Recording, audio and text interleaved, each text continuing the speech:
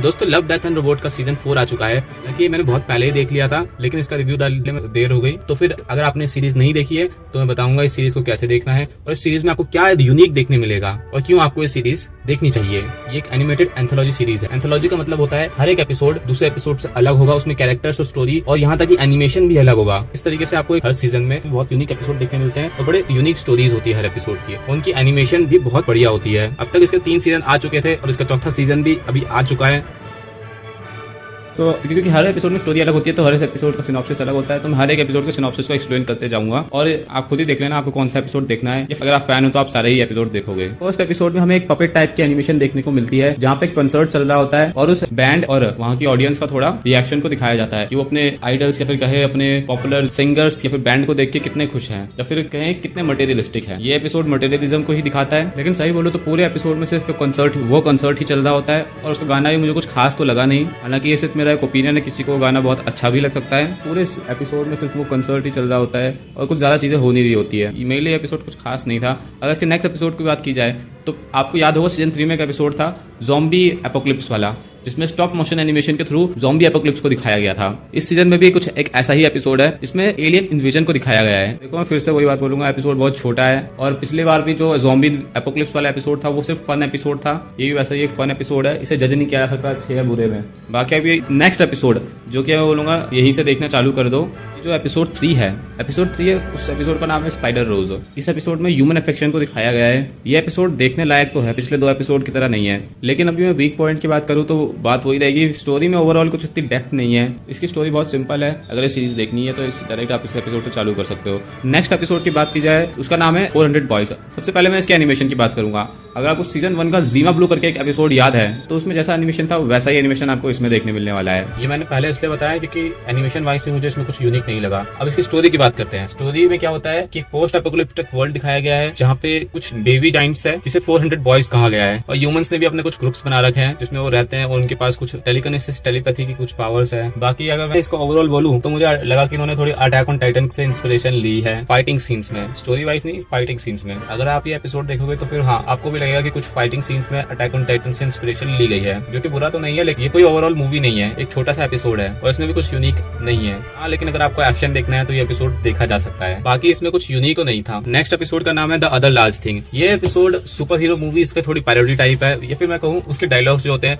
उसकी थोड़ी पैरोडी करी गई है। इस एपिसोड में एक छोटी सी कैट होती है जिसके बड़े बड़े सपने होते हैं। ये एक फन एपिसोड है वैसे। आगे वो कैट क्या करती है पूरे एपिसोड में और वो कैसे अपने ड्रीम को अचीव करती है तो वो ये इस एपिसोड में दिखाया गया है। फिर इसमें कुछ एआई रोबोट वाला कॉन्सेप्ट भी दिखाया गया है। हालांकि इस एपिसोड का एंड भी कुछ खास था नहीं, बस स्टार्ट होता है और खत्म हो जाता है। ये भले ही यूनिक ना हो लेकिन ओवरऑल एक फन एपिसोड था, तो इस एपिसोड को भी देखा तो जा ही सकता है। अब नेक्स्ट एपिसोड गोलगोथा की बात की जाए, लव डेथ एंड रोबोट में हमेशा हर सीजन में एक एपिसोड ऐसा निकलता ही है जिसका एनिमेशन बहुत ज्यादा स्टैंड आउट करता है। तो ये एक एपिसोड है इस सीजन में। इसकी जो अभी तक फोटो रियलिस्टिक जो एनिमेशन हम कहते हैं इतनी रियल है आप भूल जाओगे एपिसोड देखते देखते कि आप एक एनिमेटेड सीरीज देख रहे हो। इसका एनिमेशन मुझे बहुत बढ़िया लगा। हालांकि स्टोरी जो है वो भी सिंपल ही है और बहुत छोटा एपिसोड है ये, तो उसमें मैं क्या बताऊं, लेकिन हाँ इस एपिसोड को एक बार एनिमेशन पे जरूर देखा जा सकता है। इसकी एनिमेशन बहुत बढ़िया है। अगले एपिसोड का नाम है द स्पीकिंग ऑफ टायरानोसॉरस। अभी इस एपिसोड में क्या होता है, अलग अलग कल्चर से अलग अलग वॉरियर्स को लाया जाता है और उनसे डायनासोर की रेस करवाई जाती है। इस पूरी रेस को एलाइट लोग देख के एंजॉय कर रहे होते हैं। अभी इतना एपिसोड का सिनॉप्सिस बताते ही आप समझ गए होंगे कि इस एपिसोड में क्या क्या दिखाया जाने वाला है और इस एपिसोड में वही दिखाया जाता है। लेकिन इस एपिसोड के एक्शन के लिए आप इसे देख सकते हो, एनिमेशन भी इसकी बढ़िया ही है। अगर एक्शन देखना हो तो हाँ ये एपिसोड भी देखा जा सकता है। अब जो नेक्स्ट एपिसोड है एपिसोड 8 हाउ ज़ीक गॉट रिलीजन। इस एपिसोड में वर्ल्ड वॉर 2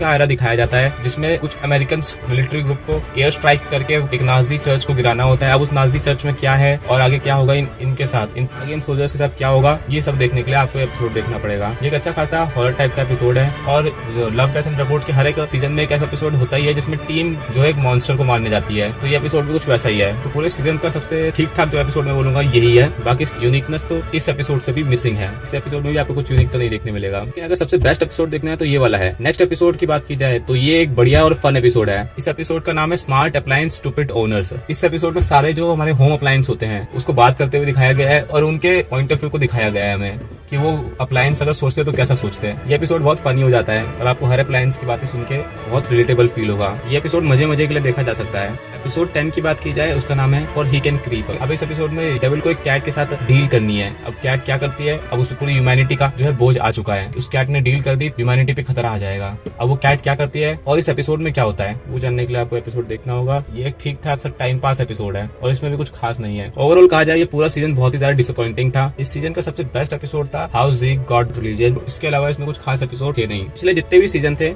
उसमें हमेशा एक ना एक एपिसोड होता था जो बहुत ज्यादा स्टैंड आउट करता था। जैसे कि सीजन 1 में देखा जाए तो फिर द विटनेस और सीक्रेट वॉर करके एपिसोड था, वो बहुत बढ़िया था। सीजन 2 का मेरे को ऐसे कुछ याद तो नहीं आ रहा, लेकिन उसमें भी द टॉल ग्रास एपिसोड बढ़िया था। सीजन 3 में डेविड फिंचर का बैड ट्रैवलिंग वाला एपिसोड और जिबारो वाले एपिसोड ने मजे दिला दिए थे। ये सारे एपिसोड स्टोरी वाइज भी बहुत बढ़िया थे और एनिमेशन भी इनका तगड़ा था। लेकिन इस सीजन में आपको ऐसा कोई एपिसोड देखने नहीं मिलेगा जिसकी स्टोरी एनिमेशन सब कुछ बहुत बढ़िया हो। इसकी एनिमेशन हर एपिसोड में अच्छी तो है, लेकिन स्टोरी उसके आसपास भी नहीं है। अब मैं बताता हूँ क्यों ये सीजन जो है डिसअपॉइंटिंग है। सबसे पहले तो मैंने बता ही दिया कि इसमें कुछ ऐसा स्टैंड आउट करने वाला एपिसोड नहीं था। बाकी इसमें नॉर्मल एपिसोड भी कुछ खास नहीं थे। स्टोरी किसी भी एपिसोड कुछ खास नहीं थी। एक और रीजन जो है कह सकते हैं ये एक एडल्ट सीरीज है और इसके जो पिछले 3 सीजन थे उसने इस एडल्ट थीम को अच्छे से यूज किया। यहाँ पे आपको कोई एपिसोड ऐसा दिखता नहीं जिसने इस एडल्ट थीम को अच्छे से यूज किया हो। ना जाने इन पे कौन सी रिस्ट्रिक्शन लग गई थी, इन्होंने कुछ भी एडल्ट थीम को यूज नहीं किया। और एक और रीजन की बात की जाए कि इस सीजन में एपिसोड बहुत ज्यादा छोटे हैं। अंदाजा आप इससे लगा सकते हो कि जो सबसे बढ़िया एनिमेशन वाला एपिसोड है गैलगोथा, वो ही 5-6 मिनट से ऊपर का नहीं है।